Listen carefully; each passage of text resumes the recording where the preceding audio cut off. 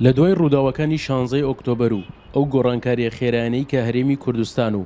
عێراقی گرتووەتەوە تا دێت قەیرانەکان لە هەرێمی کوردستان قوڵتر دەبێتەوە،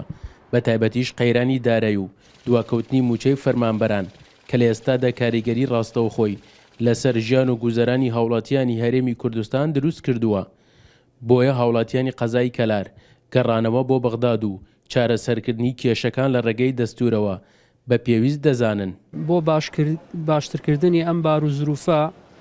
ڕێکەوتنی ناوخۆیە لە ڕاستیە دانیشتنە لەگەڵ ئەو پێکاتە جیاوازانە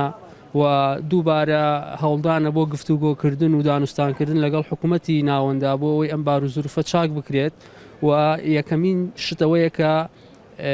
نێوماڵی خۆمان ڕێک بخەینەوە و دووبارە وەفدێکی تۆکمە و چالاک دەستنیشان بکەین بۆ ئەوەی داوا و خواستەکانمان بگەێنن لە حکوومەتی ناوەندی. داواکارم لە حکوومەتی یاریەم پێشەکی یەکگرتوو بوون بە یەکگرتوو بچنە بەغا. ئێمە لە بەرەوەی داهاتی نەوت و شتەکانمان گشتی کەوتە ژێردەست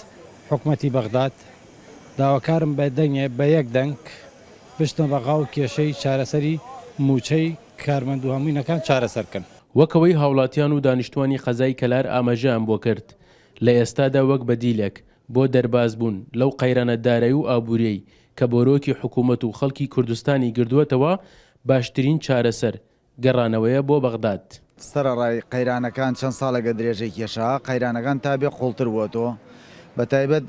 ئەو نیوموچەیش کە بوو نەما باشتر وایە ئێساکە بە شێوەیەکی عەقڵانی بە شێوەیەکی ڕێکوپێک بەرنامەیەک ڕێک بخرێ شاندێکی بەهێز شاندێکی بەقووەت بچێتە بەغدا فەرم و بەغدا ئەوە دەواازەت بەدەست ئەوە نەوتت بەدەست ئەوە فڕۆکەخانەت بەدەست ئەوە هەموو بە پێی دەستور چەندت پێت تەطبیقەکرێ ئەبێ بێتە دەمی هاوڵاتیوە ئەگەر هەرێمی وەکو هەرێم ئەگەر پارێزگاین وەکو پارێزگا. باشترین ڕێگە چارە بۆ ئەوەیە کە ئێمە بگرێنەوە بە بەغا بۆ ١٧٠ ئەگەر وانەکەین کارێکی وانەکەی نەگەڕێنەوە بەغا ئەمەکەی تریشمانە زەرەچێ بەڕاستی ئەمە قەیرانەکە تێککەوتینە ئەوە تا حکوومەتی هەرێم بەڕاستی موچەی فەرمانبەران نادا خەڵکیش هاوارەکە و ئەناڵێنێت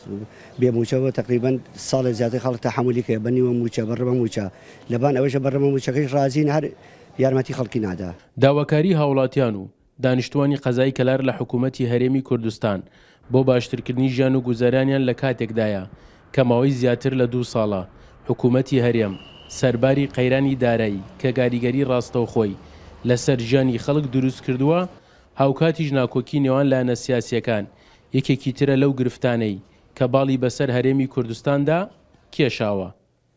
سەرکەوت ئەحمەد، کورسات نیوز، کەلار.